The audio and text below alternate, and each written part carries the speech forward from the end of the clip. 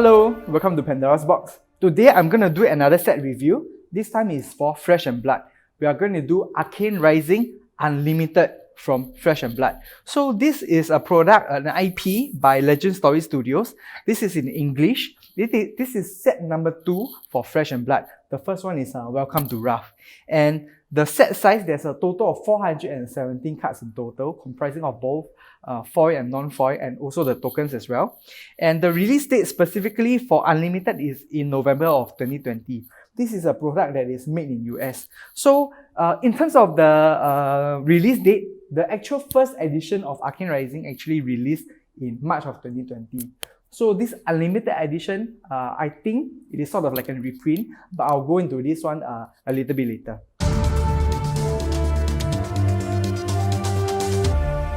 So I review the set according to a few criteria. The first one of which is vision. So vision is basically the concept, the theme, the lore, whether the concept is coherent with the product here, the intention of this product, the skill of this product, and whether it captures our imagination. So in terms of concept-wise, I think Flesh and Blood has actually maintained a good job. Legend Story Studios has really maintained a good job, okay, in terms of the vision and the concept. There's a few additional classes inside here, new classes here, like this Dash, Inventor Extraordinaire, and there's one of the Arc Knights, yeah, Arc Knights. A few, is that a wizard? Yeah, I think there's a wizard. So new classes of course brings with it new gameplay, new aspects, new layers of gameplay and all this. But it actually has maintained the world building as well. So in terms of concept, okay, pretty good. But I won't give it as high marks as Welcome to Wrath, because Welcome to Wrath is always, as a first edition, so they did a lot of groundwork to lay Welcome to Wrath. So they actually had a big lore book and all that, but that doesn't come with Arcane Rising. So probably in terms of vision, in terms of scale, probably not as grandiose as Welcome to Wrath, but this is an expansion upon Welcome to Wrath, and is done very well. The concept is nice. The classes are innovative, and I feel that yes, it does score very well in terms of vision. So the next criteria that I want to talk about is illustration. So illustration is like, the quality of artwork and the color, the flavor of the cards. And in terms of quality of artwork, I would have to say, this is actually, I feel that this set is actually slightly better. The quality of artwork here is actually slightly better than Welcome to Wrath. I don't know what happened within that few months. I think the artist should be still the same, but I don't know why the artist had a little level up. I feel that I think it's still the same group of artists. I'm not too sure. I'm not too sure whether it is, but the artwork feels like there's a small improvement in terms of the artwork. Okay, like look at a few of these cards. Yeah, so like I was saying for the first set, for the review for Welcome to Wrath, right? I felt that, artists from Welcome to Wrath, right, wouldn't get their work featured on Magic the Gathering. But specifically for Arcane Rising, I do think that yes, this one does have a chance. Okay, the artwork for this set, right? Actually, some of the better artworks from this set, you can actually mix it into Magic, and probably you can't see. But of course, not like certain art. Okay, like you see art like this, right? If you mix it into Magic art nowadays, right, probably this one won't go. Okay, like let me take this out. Like maybe a card like Headshot, right? You probably can't mix this into Magic cards nowadays. Not because of the graphic nature of the art, but because of the artwork itself, the quality of artwork. This one maybe 5-10 years ago, we mix it into one of the older sets. Maybe like, let's say, I don't know, maybe Kamigawa or something. Yeah, you can probably, people probably can't tell. Yeah, correct, the quality of artwork is almost same. But like I mentioned, even though it's a marked improvement from Welcome to Wrath, I still feel that there is still some gap between Magic, which is basically the benchmark in terms of illustration. So great here, very, very good. Just that Magic has been doing this for so many years. But it's only the second set for Flesh and Blood, and I think it's tremendous. The work they've done for this one, I feel that it's very, very tremendous. So criteria number 3 is realization. Realization is how well they implement the concept into the actual cards, the box itself. So certain things like card quality, all this is standard. It's the same as Welcome to Wrath, because I believe it's from the same printer. In terms of flavor text, my opinion is still the same. You see, they got flavor text, but flavor text that doesn't really advance the story or tell the or to grow characters in terms of characterization. The flavor text is mostly like a words of wisdom kind of thing. So in terms of flavor text, I think that it's same as Welcome to Wrath, is a little bit weak. But other than that, the foiling is also very subtle. Same issue, foiling is very, very subtle. So in terms of effort, in terms of effort for this set, I think is it as I'm not gonna. I mean, this is almost identical. The set is almost identical to Welcome to Wrath. I won't fault the effort for this one, but I do think that because they did a lot of promotion, not say promotion, a lot of peripherals, because it's the first set, so they have a lot of additional promotions and peripherals for Welcome to Wrath, which I think this one was lagging. So in terms of realization, that actually I think do hamper it a little bit. So the next criteria is gamble. So gamble is basically like the short-term value, the emotional impact when you open the packs, whether it gives you any excitement and intrigue, and of course the value distribution of the cards here as well. So in terms of short-term value, I think yes, this is a very good set. Like with Welcome to Wrath, it is the exact same rarity distribution with Welcome to Wrath. I think it's exactly the same. I assume it's exactly the same.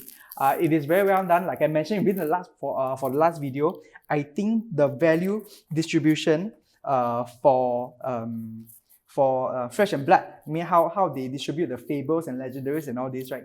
I think it is one of the very best. This is probably like the benchmark in the industry. There's like there's a slight PT rate. And then when you get crazy pools, God boxes with 2 fables, and I've seen God boxes with 2 fables. So it does give you the gachaness of how they seed all the good cards within the set, right? It's done very, very well. The gachaness is really there. So you do really feel the excitement. So in terms of gamble, yes. In terms of short-term value, yes. Because like the chase card for this, right, which is the Eye of Ophelia or something like that, the Eye is also holding very, very good value, even for the unlimited version one. So yes, in terms of short-term value, yes, very, very good for Arcane Rising. For the next criteria, which is innovation, I'm going to look at the gameplay first. Okay, so for gameplay-wise, yes, in terms of innovation, they've got a few new classes, so that's a winner in itself. And I have heard that the new classes actually play very differently, okay, compared to some of the ones in Welcome to Wrath, like the Brute and the Ninja and all this. So that's a good indication there, a very, very good indication that yes, there is innovation in this set. And another thing like I want to touch on, right, is really about the unlimited set and the first edition. I believe, right, I mean now that with hindsight, right, I believe that the unlimited printing is sort of like a scrambled kind of printing because Legend Story Studios didn't anticipate that Flesh and Blood was going to be such a big hit. They didn't anticipate that it was going to be so popular and so hot.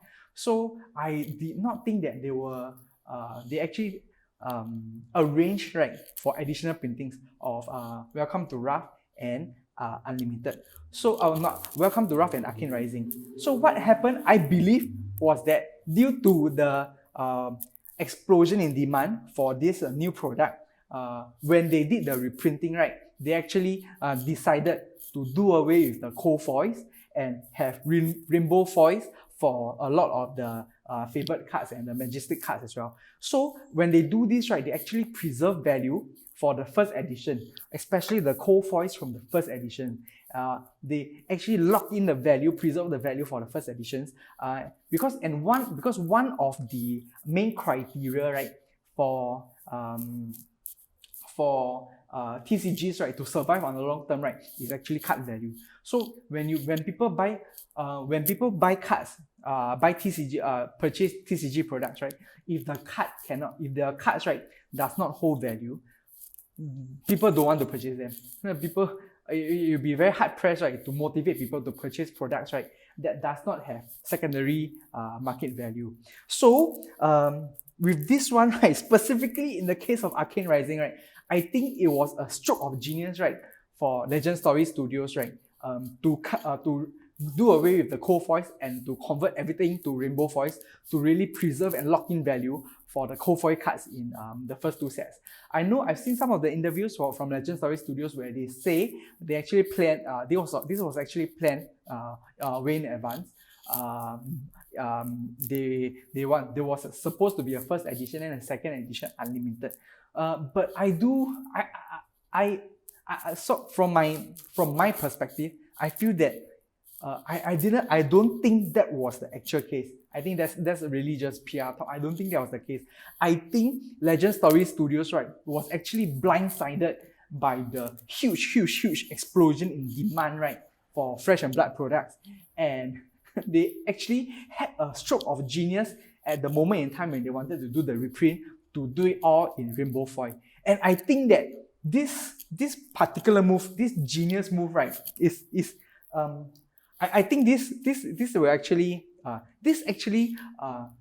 in terms of how do I say, in terms of innovation, I think this is a master stroke. This is a very genius move, and because they did this, right, I'm just gonna give innovation as a criteria. I'm gonna give full marks to them in terms of innovation, because I think this particular move to have the unlimited sets not in addition, I have the unlimited sets replace the first edition sets. I think this was a super genius stroke. So full marks for innovation. So the last criteria that I want to touch on is novelty. So basically, novelty is like the significance, is the nostalgia, the long-term value, the originality of this product. I think in terms of novelty, it scores very high as well. Okay. In terms of, it's a new set. This is only set number 2, and there's they introduced a few new classes, which really shakes up a lot of the gameplay here. And in terms of significance, I think this is one of the more significant products of 2021-ish. Yeah, because of course, I cannot tell the future. I cannot see 10, 20 years in the future. I do not know whether this product will survive the test of time. But where it stands right now, it looks like it is going to do well in the future. So in terms of long-term value, and as I am reviewing this set right now, long-term value seems like a big positive to me. Long-term value. Recognition also. Flesh and Blood is, in terms of recognition, probably this Flesh and Blood I think is very strong within the Magic community itself. So in terms of recognition, maybe outside Magic's community, maybe recognition might not be so strong. But hopefully time, as time passes, as time goes by, right, this can maybe become more and more significant, hopefully. And thus, for the criteria of novelty, I'm going to give it an above average. Okay, so finally, the grade for this one, I'm going to give Arcane Rising 3.5 stars. Exactly the same as Welcome to Wrath. I think it does well in certain aspects. I think it fell behind Welcome to Wrath in certain aspects as well. But overall, I do think that Welcome to Wrath is actually not Welcome to Wrath. Arcane Rising is actually almost even, okay, considering all the positives and negatives as compared to Welcome to Wrath. I feel that most of the major issues, right, that dog Welcome to Wrath, right, actually dog Arcane Rising as well. The main thing, personally, I feel is the lack of artwork. So like for example, this is like I mentioned already, I keep talking about this time and time again. This is for a base set, this is a 200-ish card base set, which is a middle size kind of TCG set.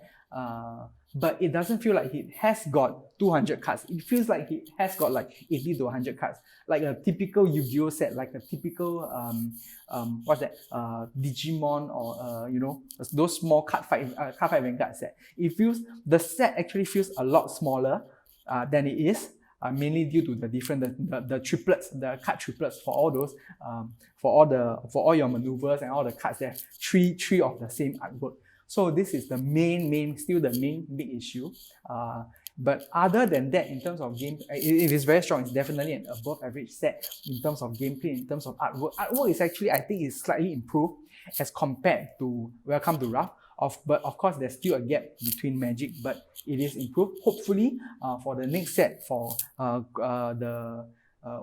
the next one? Crucible of War. Yeah, we can get to see the improvements in the artwork, or maybe since they've made so much money, right, they can really splurge more on artists, or maybe they can get extra new artwork for all those three of a kind cards, you know. So of course, I have to keep emphasizing that Legend Story Studios is a very, very new company, barely 2 years old. You can't compare to Magic, which has got almost 30 years of history. Legend Story Studios has done very, very, very well for Arcane Rising, for this product. As a set number 2 to get, you know, 3.5 stars, I think this is amazingly done. Personally, I think that, yeah, Flesh and Blood, I think it will be here to stay for the long term, at least within the next 3 to 5 years on the minimum. So I do have high hopes for Flesh and Blood, and I do think that this is a product that I can really recommend people to buy. Yes, this is a good product. Yes, I think it's worth to, I wouldn't say invest, but to really buy boxes or to keep or to open up, to really enjoy the gacha, the intrigue, the excitement of opening packs. Yes, this is a very, very good product, and this is fully deserving of the 3.5 stars that I'm giving it. And I've come to the end of the set review. Hopefully, what I said makes sense. If not, please leave me a comment. You can scold me, give me a dislike, whatever. Don't ignore me, please. Like and subscribe. If you don't like this video, dislike and subscribe. And I'll see you all for the next video. Thank you. Bye-bye.